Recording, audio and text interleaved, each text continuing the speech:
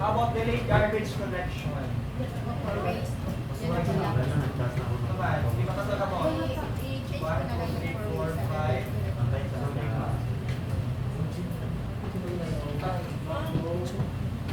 So sa pag-button sa preference matrix, wala itong table. Kapag iba kita yung pag-button, kasi may extra na ilapit.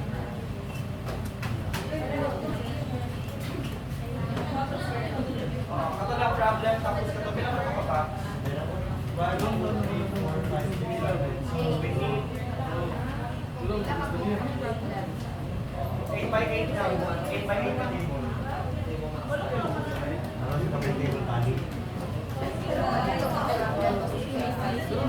Makita niyo yung screenshot na i-send sa GC. Pag-i-check ko sa GC na yung preference matrix ito para i-highlight na ito ang ano pa problem. So, nigawa sa top 1, so rough road. So, sa box number 1, di ba problem?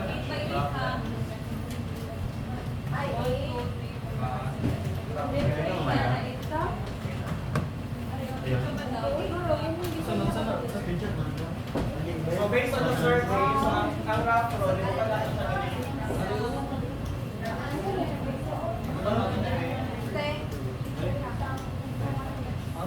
so, ang top 2, nag-dialogue siya, straight line mo lang na employment.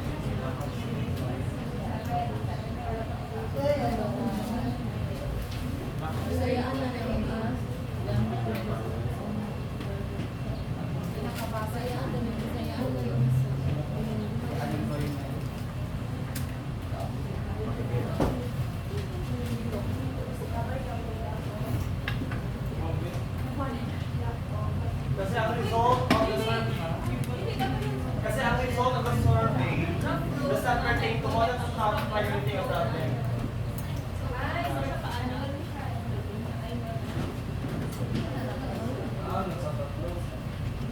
So, top 4 na ba?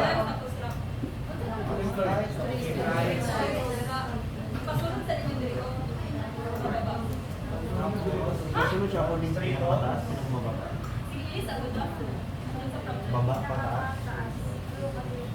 Kumbaga, sa paggawa ng preference matrix, nakadepende ang positioning, depende sa daghan ng household nga naging mo. Pero necessarily, ang top 1, not to ang priority problem. Kaya preference matrix naman ta. And, padayon na naman siya kung sa prosecution. Nakabukas na ba? Kasi dito lalabas yung pairing wise. Ito, i-pair na nato sila based on the preference.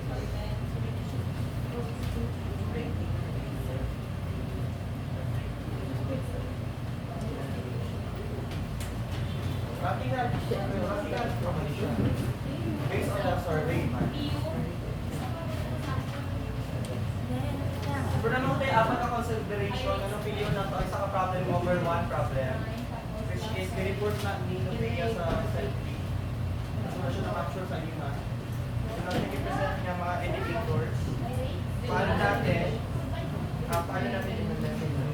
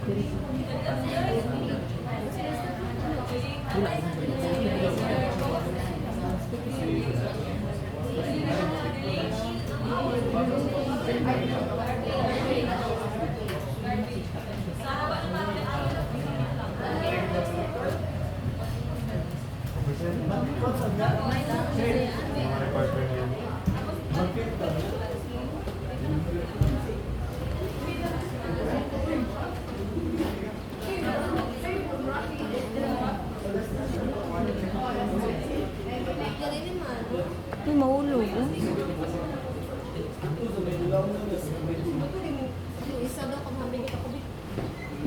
Uy, dari ka ulingkod, kaptan. Puta, cameraman. Sige na makag... Ano?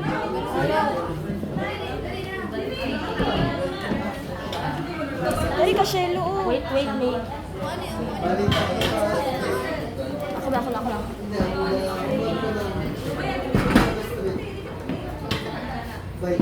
Butang.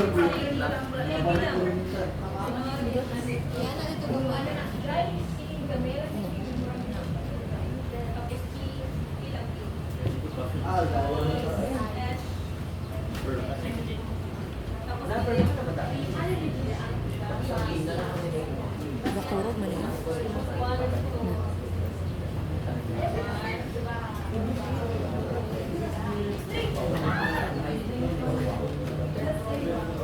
Okay na, owner. Gosh. Butang na nila, Shelo. Nakita si Shelo sa akin.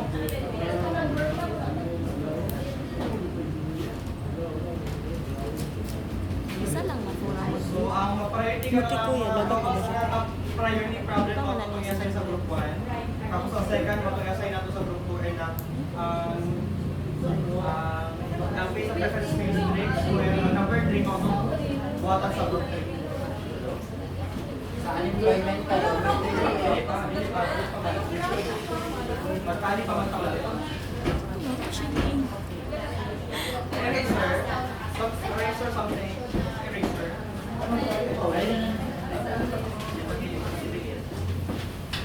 Pilit lang kami sa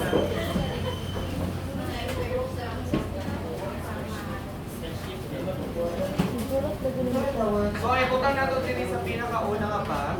Katong pinakadako ka po itong base of Tagalog mo, survey. Pilipinas. And then list nila. So, pinala ang pagbutan na ito, no? Ang positioning na ito sa problema. Based sa survey. Dito mo, girl. Ako, sige, wait na. Sige, another kuan. Pinit na ito din siya. Dili maklaro ang ano. So kung sa ito ang mga indicators or ito ang mga considerations para i-prioritize na ito ang isang problem over one problem. So gidelete mo ni Arnado itong di pang sulat na ako dili ako si Arnado. Gidelete mo. So one sir.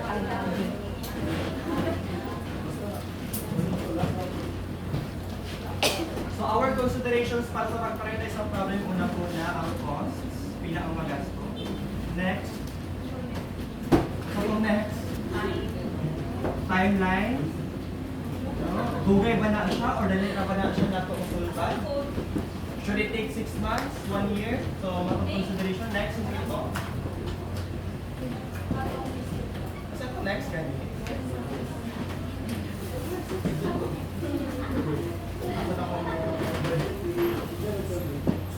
Okay.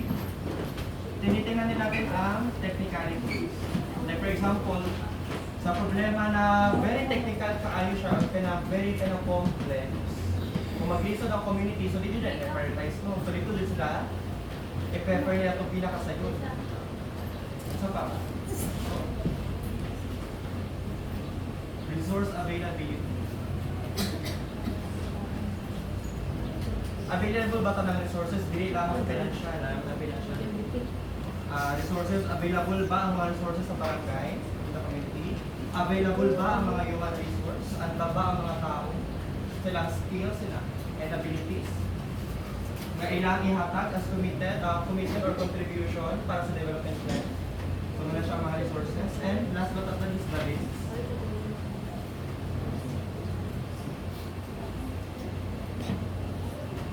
Sinabing risk, kung dako ba jud siya nga kanang damage if dili ni siya masolusyonan. At the same time, ano yung mga risks nga mag-arise kung wala siya to ang i-implement yung mga projects or solutions. So these are the considerations karon para magtanaw nato kung saan yung preference sa community. Based on these considerations, sige. So, ano pa man tayo natin na mag-uto-uto pa man. Ano yung preference ninyo sa rough road? Rough road yun, suggestion no?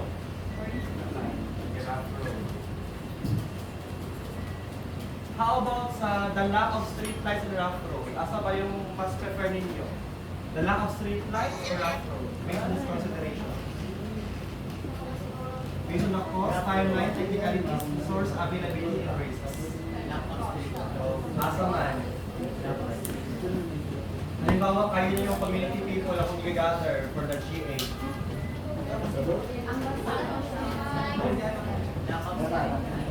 Sige, kasi maling mo street lights.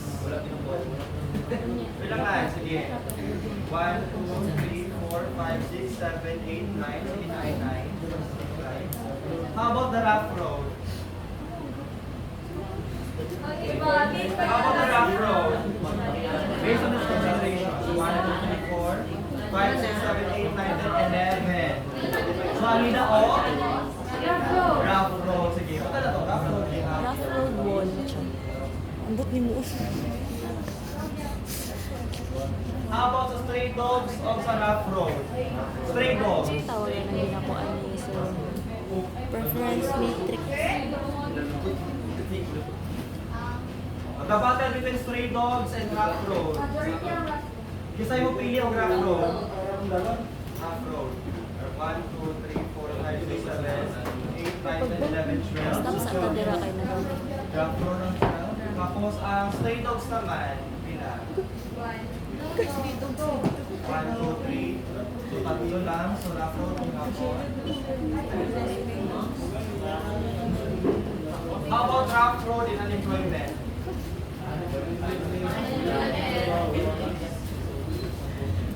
How about that?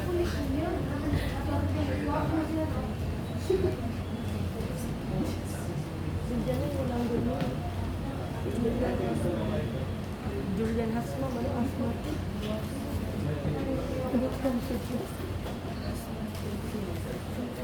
Sige na? Sige, unemployment versus rough road. Saan po ang priority natin between rough road and unemployment? Dito. Kasi mag-priority sa unemployment. 1, 2, 3, 4, 5, 6, 7, 8, 9, 10, 11, 12, 13. So 13. Got 13 for unemployment. How about the rough road? Ikaw ba magsulat? Isa na lang. So ano na ang sili kay unemployment? Stay. Caitlyn, Caitlyn. How about sino ang P? Sino ang P? Grace. Hoy, Di ba mas... Di ba dapat pinaka-last? hindi na sila. Sulat na nila mga Bisaya na giningon ni Sir. Isa na sulat ani. Isa na sulat ani. Nagboto-boto yun na ba tagay na, di ba? Isa tali.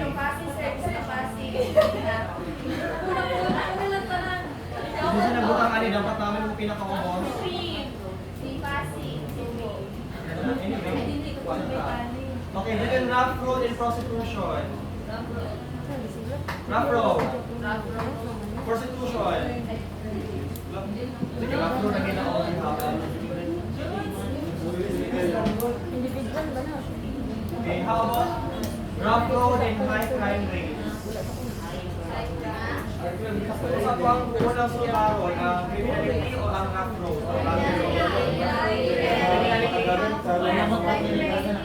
Rough road? Okay, crime down. How about sa delayed garbage collection and rough road?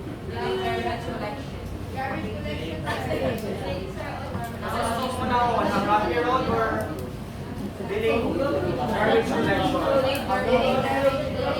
Delayed. 1, 2, 3, 4, 5, 6, 7, 8, 9. How about rough road? Talagda ko na. Okay, nadaw si Nagikuha ni Lord. Gangilit daw? Nagdidilit ako. Okay, let's Ang lingi po. Hindi na tayo mag-proceed direct, para naman sila. So, dapat makante pala dito. Si Aran na, murag ka ng Para famous. naman sila. So, direct tayo dito. How about sa stray dogs and the lack of street lights? Lack of street lights, stray dogs. Sige, lack of street lights. Sa photo. 1, 2, 3, 4, 5, 6, 7, 8, 9, 10, 11, 12. 12. How about the stray dogs? Okay, now, wala akong street lights. Focus na ako ba? Nakoy ba sa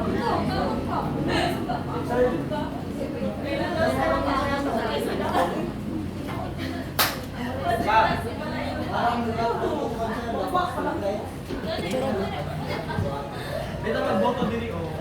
Naruna, diretso naman ta. Parehas Teka naman. naman ta. Parehas na sila pala. So, teka po, di ba mo siya nag-top 1 sa top survey? So, di na nato siya ibangga. So, proceed tayo dito sa delivery. Okay, how about the problem on unemployment and lack of street lights? How about unemployment? 1, 2, 3, 4, 5, 6, 7, 8, 9, 10, 11, 12. How about sa lack of street lights? Isa lang, so unemployment. Okay.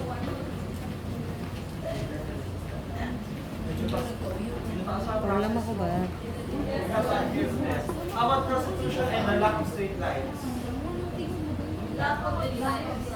Prostitution, kami niya po. Pagdome. How about sa lack of street lights? Ayun, lack of street lights.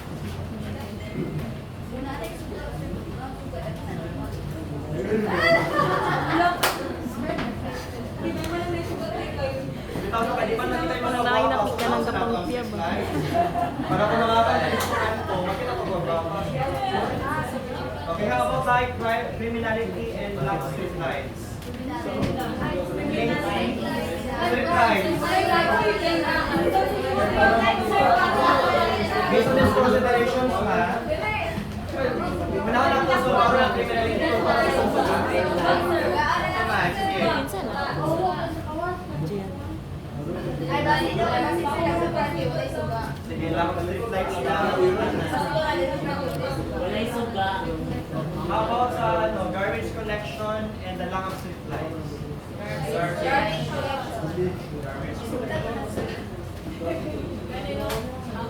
Nakaya ka na. Okay, punta tayo sa one. Stray dogs and unemployment. Unemployment o stray dogs?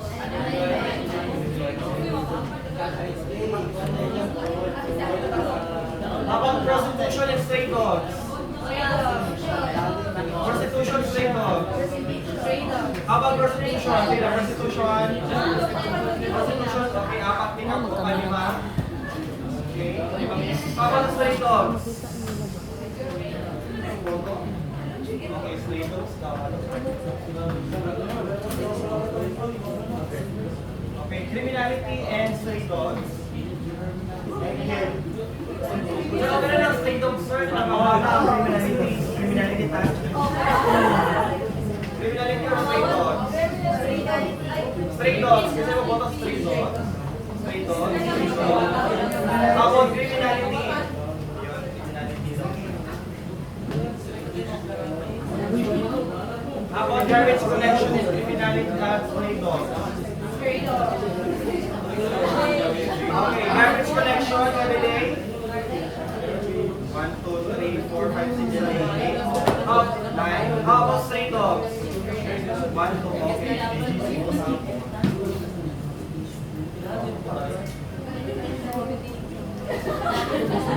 How about unemployment and prostitution?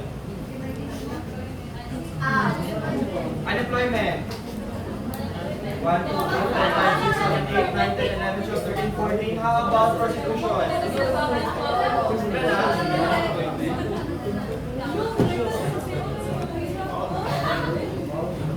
How about unemployment and criminality? Unemployment. 1, 2, 3, 4, 5, 6, 7, 8, 9. 9 country.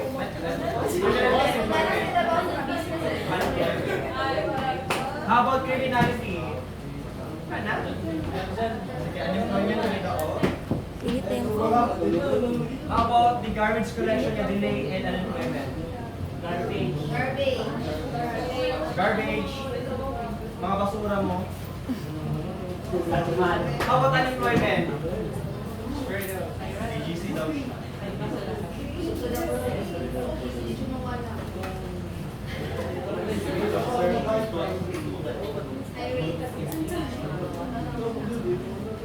Kamit lang sa akin.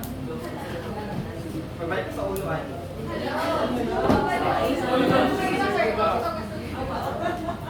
Balik ko sila sa ulo.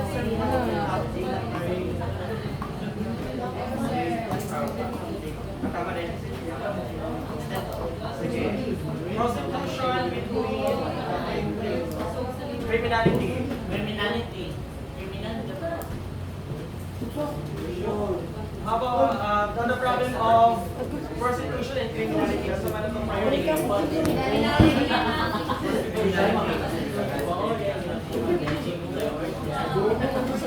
prostitution and delayed garbage collection. Garbage yapon.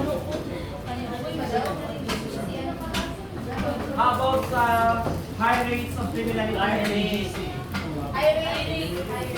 Criminality or garbage collection? So karon, itali na po ninyo kung ilang beses siya na-mention nila po. Ganun sila po kasi baka di naman siya test.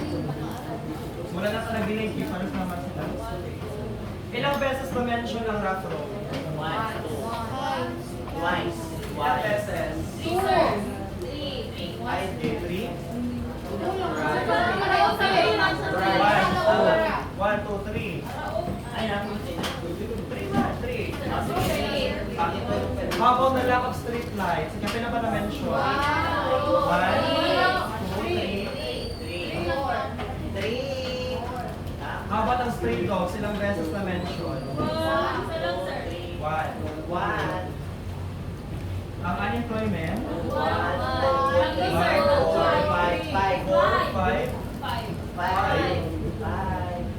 How about ang prostitution? Wala, sir.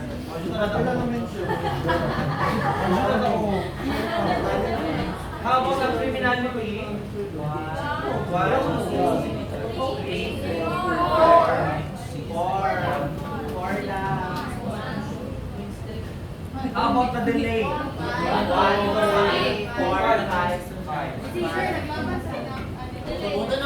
Okay. So, Kimsa, may mukuha sa unemployment. Group 1, sa inyo ha? Unemployment o delayed garbage collection? Delayed unemployment. Say group 1, nasa inyo ha? Delayed garbage collection. Group 2, unemployment. And group 3, high rates of criminality. Okay? So those are your 4 problems. Okay? So this is how you should do the preference matrix. Again, sa inyo. Yes! Okay, so group 1, delayed garbage collection. Group 2, asa group 2? Unemployment. And group 3, high rates of crime. Okay, sige, let's proceed sa next na to na tools. Asa na next na tools? Next tool na Okay, fishbowl and force field. Ano ka gasulat? Oh. Nag-discuss mo. Kapag yung butanan. Pero ako, yung timer ba? Sa siya oras nag-start. Butoy mo. Yeah, hindi na to. Magbago na po sila.